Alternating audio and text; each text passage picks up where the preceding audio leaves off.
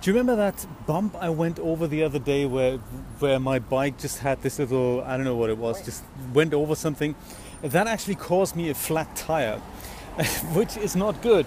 But the nice thing is, so I discovered this after a shift. So I went to work, made this video, and at the end of my whatever, how many hours I did, the back tire was flat, and that was terrible.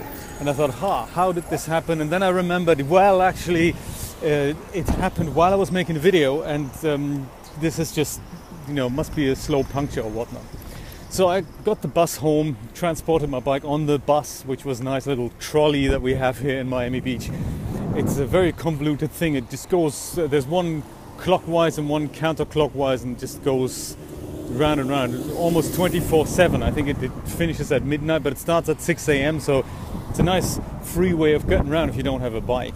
It's very nice. There used to be something called the quarter bus, or something that we used to call the quarter bus, and it's because that was a proper bus that was almost taking the same route, and it cost you 25 cents, so 1/4. Not bad at all, but I don't know, they decided that they're going to outsource this to another company, and they have these really cute little old style trolleys now, and they are completely free, so that's very exciting. So no more 25-cent bus. Even if you've forgotten your wallet, you can just now sit on an air-conditioned trolley and do a little trip around Miami Beach, which is really, really nice. So anyway, I finished my shift and my back tire was flat, so I went home on this trolley, and I was thinking, I've got a secret weapon inside my tire, and that is Tyre Slime. Do you know the stuff in a transparent bottle that's kind of green, like the slime used to look back in the day?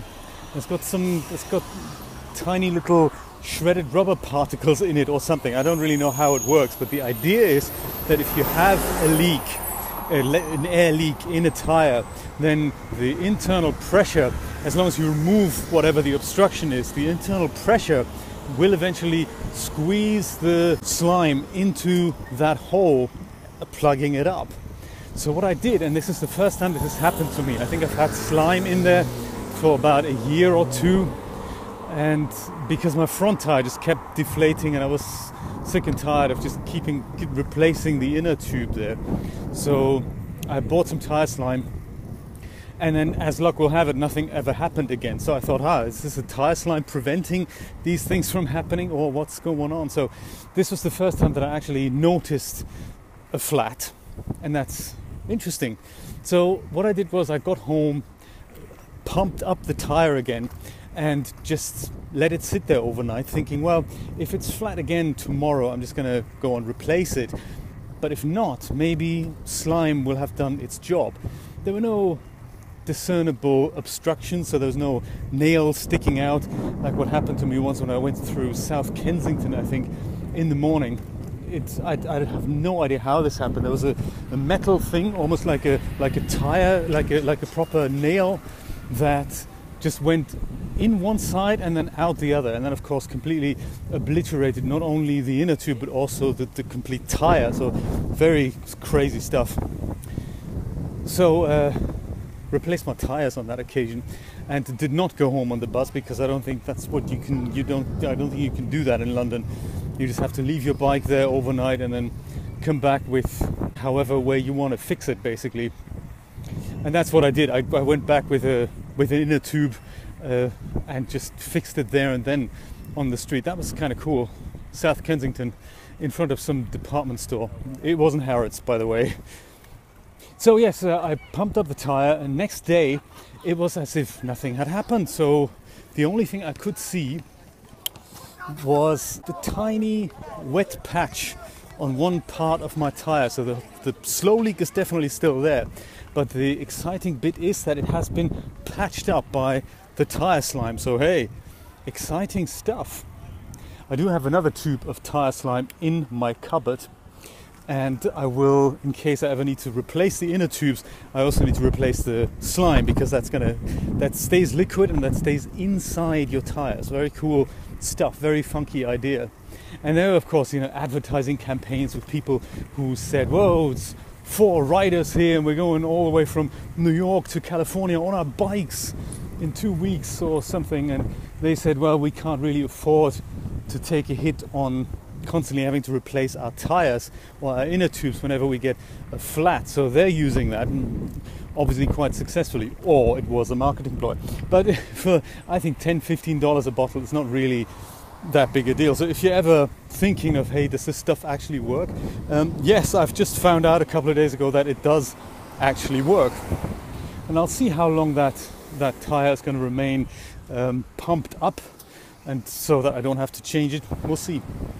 Something similar has happened on the front tire a while ago, and it's just inflated now. Every so often it loses air, literally overnight, but then it stays pumped up for weeks. So it's a weird one. Yes. What else has happened? Oh yes, very exciting. I've found, from green to red basically, I've found a new type of banana that I had never seen before. Red bananas. Have you ever had those? Very exciting.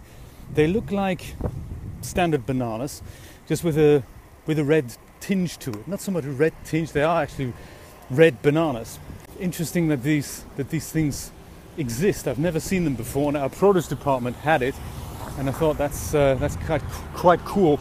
And I bought them on my lunch break one day, thinking I'm going to tuck in and see what they taste like. Turns out they weren't ripe. They were not ripe at all. They're like manzano bananas. If you're familiar with those little apple bananas, they're kind of about this size compared to real bananas. They are much like that. So it's a bit like plantain. You have to really leave a plantain until it gets all black and disgusting, I guess. And it's a bit like that with these red bananas, as well as manzano bananas. Don't eat them when they look fresh. They're terrible. You can't peel them, and they just taste of unripe banana. So I took them home with me, left them there for 2 weeks, and then decided, well, let's just see what happens when we wait. And it turns out they're very nice. They have an orange tinge on the inside, so they look like a smaller version of a banana. Very tasty, very flavorful stuff, and they taste a little bit like apricot, really. So it's banana mixed with a bitter type of apricot there. It's a very interesting flavor. Julia didn't like it. Shame that. Good, because I could have a red banana every day of the last week. And I don't know how they are in regards to nutritional values, but they are certainly an interesting, taste experiment, if you will. Yeah, it's red bananas.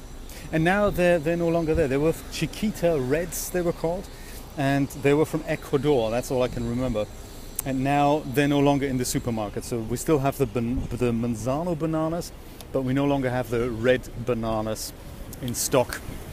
So I don't know if they're out of season, or if they just never sold well, or if they just, threw them away. That's kind of a crime, really. I've seen this before, that the manzano bananas have been thrown away when they start going a bit brown, But the issue is, of course, that manzano bananas have to be like that. It's like a plantain. As I said, the plantain that looks appetizing is a really bad idea. You can't have that, Anyway, that's my banana story for today.